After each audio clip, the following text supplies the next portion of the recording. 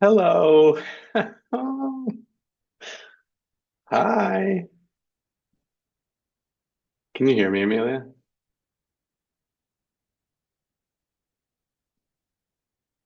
Hello, everyone.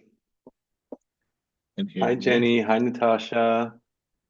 So sorry for this being late. We were running a webinar simultaneously on the same Zoom account. So I apologize, Natasha and Jenny, for the delay. If you're there, let us know either in the chat or by coming on the mic. Yay, Jenny's here. Whoop. I just left it open just in case. Thank you so much. I do apologize. The webinar just Oh, kept getting really great questions and it was really hard for them to wrap on time. So I apologize. no worries. All right, well, I'll get right into it. We had a couple of people that, hi Jenny, you're there. Yay. Awesome.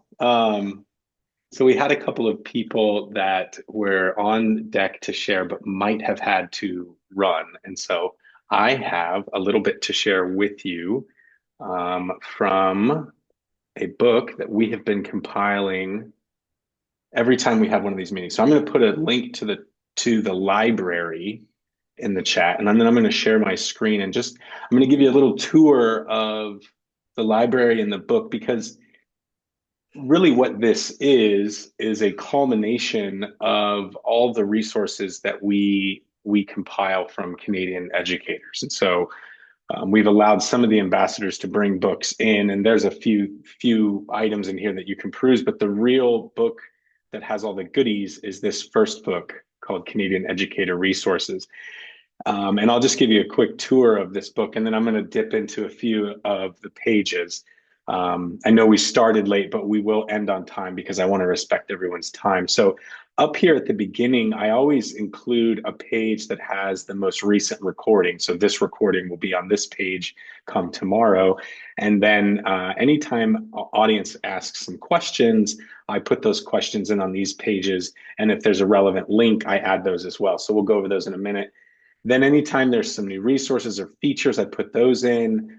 We have a standing upgrade for premium. So if you're a new user or you're interested in trying out premium for free, you can get that here. Then there's some resources that we've curated for you that are made by us for you. And then there's some community created resources. So anytime we've had someone come on and share, we put those resources in here as well. And what I'd love to do, Jenny and Natasha, if there's anything that you're doing right now with your students that you'd be interested in sharing out and letting us see, or just talking about something you've worked on, you don't necessarily need to share your screen, but we would love to hear from you if there's something that you would like to share. Nope. Okie dokie. And that's fine because oftentimes folks are coming to this to get new ideas and new suggestions and things. So the first thing I want to do, jump into some of the resources. Hi, Natasha. Yeah, go ahead. I have some, but I guess I'm a little intimidated to share them. Can you hear me okay? I'm having issues with my mic. Okay. Yeah, I kind of done a deep dive lately into Book Creator. I'm with the Ottawa Catholic School Board, and we're using a language program. And as assistive technology mentor, I had a resource teacher approach me about supplemental programming for students who are on this literacy program or in this literacy program. So I've actually just got it kind of vetted by our literacy department because the department that I'm part of is special education. So they were separate and I didn't want to step on anyone's toes. But yeah, I created a library for the UFly program that we're supporting here at our board. Yeah, I don't know what more you want me to say. I also just wanted to say there are a lot of good resources. So as an assistive technology mentor, our team, someone on our team was just saying the other day, like, hey, do you know if a book creator book exists for living and non-living things? And a quick Google search brings up tons of examples. But and David, I've emailed you about this, but they're not always remixable. So I'm like, oh, here's a really good link to one. And then by virtue of just like emailing David, he has been able to get the author to make that remixable. And I find that just, both it's two-sided. I think educators sometimes are, like I said, intimidated to share something they've created. So I'm not really sure how it's, it's a tease. It's a good tease to have them, but it's difficult when you see something good and then you can't remix it. Yeah, and that's a really good point and sort of a little bit of a hack, Natasha. If you add the words book creator at the end of any Google search that you do, it's going to search book creator related websites first. And so anyone who publishes a book and says, make this publicly available, essentially Google then has all the words and keywords of that book. And so just like what you had done, you had searched a topic and added book creator and found some books, albeit that weren't remixable. That's a really, really good way of sort of searching the archives of book creator of anytime a teacher shared it, but you might not necessarily know them personally. So I really love that you found that hack.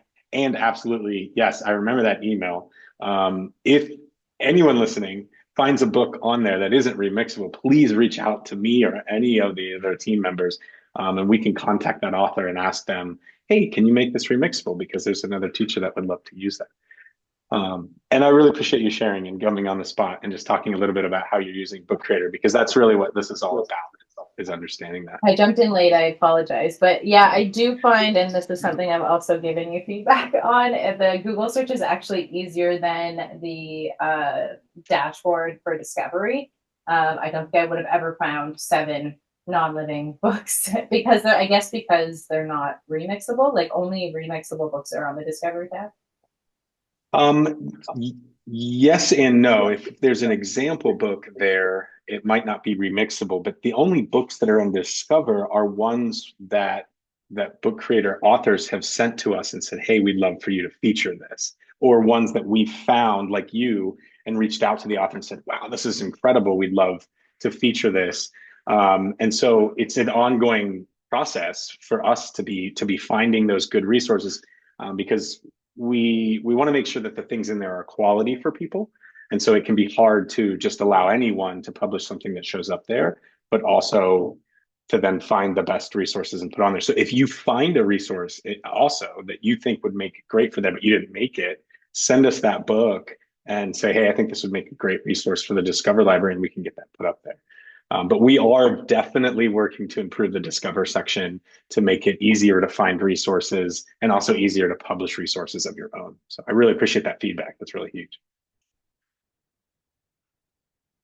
Okay. I would never stifle conversations that are happening from you all. So if you want to share more feedback or you want to ask questions, Jenny, you as well. If there was like a particular thing, you're like, I need this out of the Canadian meeting, you tell me right now and we'll go find it for you. We're not using Book Creator at the moment, so I don't have much to contribute, but Matthew did work pretty hard a couple of years ago to try to onboard us. Unfortunately, I had to leave my position for a little while and let him drop off the planet there. So I'm back just checking things out. I will say for a small division in Manitoba, though, the cost was a bit prohibitive. I don't know how to say that. Wasn't going to let us work within our budget. So that was 2 years ago. So I'm here just to see if there's anything new or those kinds of ideas. Jenny, can I ask a question? What originally got your school board excited about Book Creator? What was it that you thought the original initiative was?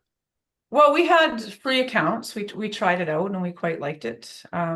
We went to a Riding the Wave conference. It's one of our big ed tech conferences in Manitoba. It's in Gimli every year. I can hit you up with more information if you want to send a representative out there. And it was one of our presenters was using it. A lot of excitement was created. But then once we checked into it, it just wasn't going to fit in our budget, unfortunately. So okay, I understand. yeah. And so what is it that you were teaching at the time? It was a literacy specialist that shared books, and then as part of her session, she had made a book and invited us all in, and we all shared our reflections. It was interactive, like it was really powerful. So it was a very exciting session. I can share you with her name too, or share her name with you too. But yeah, no, it was very exciting. I will say we have Canva. So that's what our division says. Well, you guys can use Canva. So I don't know Okay. if I'm supposed to say that here or not, but there's only 6 of us, so I figured. This is a safe space, Jenny. It's all right. We hear Okay. that all the time. Yeah, So in the last 2 years, a lot has changed at Book I Creator. figured. Yeah. We not only did we hire two new content specialists, both from the classroom, but both of them have a focus on literacy and STEM. And so I'm showing you now on my screen here, this is the Discover section under templates. And I just switched over to the literacy section. We are creating lots of content to support ELA and ELL within classrooms. And so from the foundational literacy perspective, from that like age 5 to 8, we've created You got my books. attention. Okay, so we've created an entire series of alphabet books, so teaching each letter of the alphabet. We've also created books to support the other 5 pillars of literacy. So we've got frequency of word use, we've got rhyming, diagraphs, vowel teams, and each one of these book prefaces and suffixes, each one of these is really designed to be something the teacher can adapt, but something that isn't needed to be adapted too much. And so, for example, this Val Teams book has the 5 different Val Team categories, and then each one of these books walks the student through, and it's already got all of the audio snippets embedded. So you don't have to record anything for this. It's literally turnkey, ready to go for teachers. So we've added a ton of resources to support those foundational literacy pieces at the earlier ages. And then we've started to also create some of the resources in literacy for the older ages. And John, I've seen you come off mute. Do you want to add something? I do. I just want to. So I love stories. All right, and Jenny, I have to get real personal here for a second. So my daughter, she was in first grade last year, and she was put on a reading improvement plan very early on in the school year, and much to the shock of my wife and I, right, we were like, oh my gosh. We kept asking what we could do to help her. Nobody would give us any information. All right. We actually didn't even figure out that she was on a plan until the 9th week of school. So it was again, kind of a shock, right? And should be illegal, right? To not tell the parents that. So I went to Randy, our literacy specialist, and she gave me all of these books before they were readily available to anybody else. And she said, hey, try these out with your daughter. She's going to love them. We're going to have fun. I was like, okay, great. She used those for another 9-week grading period. And at the end of the second 9-week grading period, my daughter was outperforming not only everybody in the class, but she was also outperforming where she needed to be 6 months later at the end of first grade. So she surpassed where she needed to be 6 months early because she was using these books. And I have since then adapted it to what she's doing this year. I happen to have a packet of her paper that is completely uninteresting to her, and I've redone all of this in Book Creator so that she can have fun and get engaged with it and be able to use audio and video and all these things. So I keep saying to people, like, you want to be a hero in your district, you go into a classroom full of kids who struggle with reading and you give them all of that stuff and you watch them go up, and then that's it, game over. So anyway, I just wanted to share that. Thank you. Yeah, great experience. Hi, Don. How are you? And Natasha, did you have a question too? You came off. No, Okay. I was just going to add to what Jonathan was saying. I find in my role, because I can't frequently be at a school, the books specifically, I'd say the alphabet books, I haven't dove too much into like the rhyming and the digraphs, but the fact that the instructions are there audibly, I basically need to show the students once or twice, and then they don't need their teacher support necessarily when they're doing other books. I really like that. It's kind of a selling piece when I, in this role, am working with students who need specialized programming. And I said, well, there's these literacy books. And if I show them a few times, it's pretty self-explanatory. So I really love that feature. I've adapted some of my books based on that. I'm just wondering, as I'm saying this, if you create an audio clip for instructions that's generic that you could use in multiple books, how can you through, I feel like you know where this is going. Is there a way to download that clip, or do I have to use a different software to create the audio, save it to my computer, and then upload it each time? Or is that even a possibility? The best way to do this would be to put that audio clip on a page and copy that page to every book you want to add it to, and then Oh, copy the audio clip off the page and onto the page you want it to be on. I just got a high five from John. I think that was the correct answer. Oh, that was actually I gotta go. That was a wave. Oh, okay. But yes, David, high five. That was a good answer too. Yes, you could certainly do that. One I of the know that things, you can download videos, some of the videos that you put into books. If you make it in Book Creator, you can download videos. But downloading an audio would be a good feature request to have so that we can do that. But Oh, yes, so it doesn't exist already? You can't upload an audio. Because you I thought can. I did that for a winter book. I was looking for winter sounds similar to the summer book you have, or vice versa. I was creating the other I think one. it just needs to be. I think it just needs to be an MP3. I think if it's an Yeah, you can MP3, you upload can audio. Yep. yeah, Okay. you can just upload an MP3 file to the I'm not to the sure though, book. Natasha, that it will come in as the pretty little audio snippet. It might come in as like a file that they have to click on and play. And so the fastest way to just take any of, oftentimes what we do for books is we'll have a few pages that just kind of apply to every book that we're going to create in a series. And they'll have the stickers, they'll have the color palettes that we want to use, the style guide, and we'll just copy those to the back end of all of the books that need to have those general things. And that's how we spread it across. Because right now you couldn't have one book open, you can't copy an element and then on another tab open a book and paste it, unfortunately. And so sharing that page to the other books is the trick. That makes sense. And I would not consider that to be the workaround. Can you copy and paste elements from a page in a book to another page within that book? Yes. I feel, Yes. oh, okay. Yeah. Dawn popped in. She found time. Yay. Dawn, I want to make sure if you still are free to share something, I'll give you the last 5 minutes and you can share away. Sure. All right. Sorry about the late entrance there. You wouldn't believe how much delayed entrance there's been on this meeting, so there's no apologies necessary. Thank you. One of my favorite things to do in Book Creator is add a lot of color. And I know for some students it's too much stimulation. For me, if it's not a lot of color, then my interest I may lose my interest a little bit. But if I could share my screen, I'll show you some of what I do, how I color match. Go ahead, you're a co-host. You know, perfect. Okay.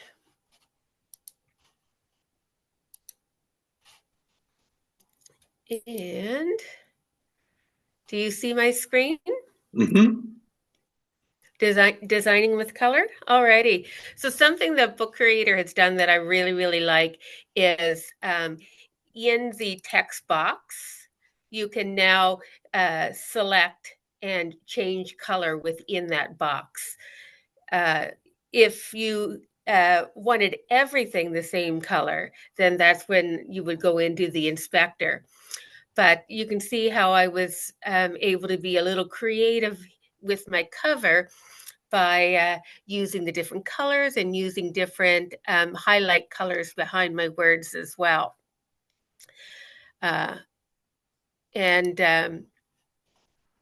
What I do is with my colors, I like to take the lead from my Bitmoji.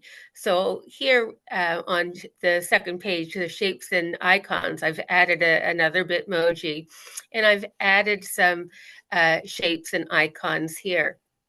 So for example, this heart, it was red, but when I went to my emoji, I was able to use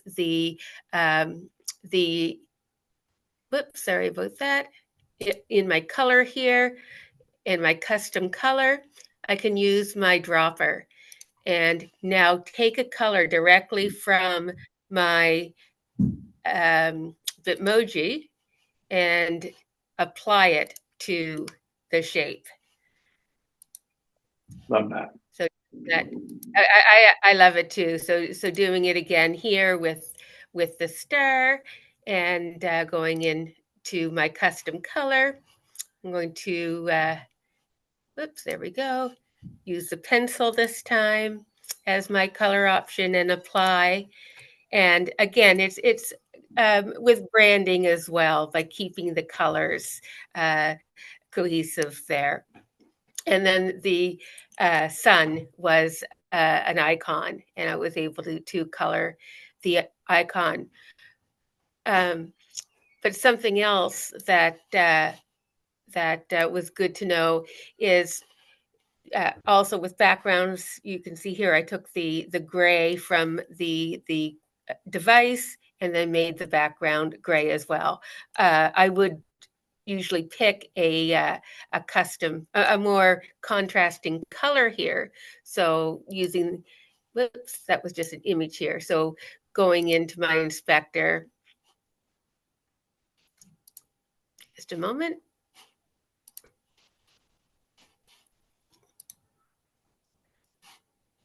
Here in background, that's what I need, something with color there that I didn't add. So my color and custom, if I know what the color is and I want to continue to use that same color all the time, I can take note of what the hex code is and then use that hex code instead of trying to move my little dot around. And that's the color that I want to use on multiple pages. So I'll jot down or copy and then paste my hex code. So that's just some of how I use the color matching to brand a book and to make it interesting. I appreciate you sharing that. In the chat, I just added I just added a link to a blog post that we posted a few months ago that is all about why color matters. And so, yeah, awesome. Yeah, click on it. Essentially, this is sort of the pedagogical reasoning behind why you might incorporate different color aspects into your design of your book. And so have a peruse of that. And I'll be sure to add that if you're watching the recording, I'm going to put that also in the resource book as well so that you can see that. Right. And I also linked one of your articles as well using the hex codes, nice. Which I felt was quite useful. Yeah, we find that those are super useful. Exactly what you're saying about creating this consistent look across the whole book. Very cool. Thank you so much for sharing. I know that so a couple people have dropped off. They have other meetings and things they have to attend. And so I want to respect everyone's time. Thank you so much for being here. Apologies deeply for being late. I do apologize. Our previous webinar did run over. If you have any questions or need any additional support on anything, you can certainly email me. I'm putting my email in the chat right now. So feel free to reach out. But I want to thank you all for being here. And yeah, that is all we have to share with you today. So thank you so much. And if you need anything, of course, reach out. Thank you. Thanks everyone for being here.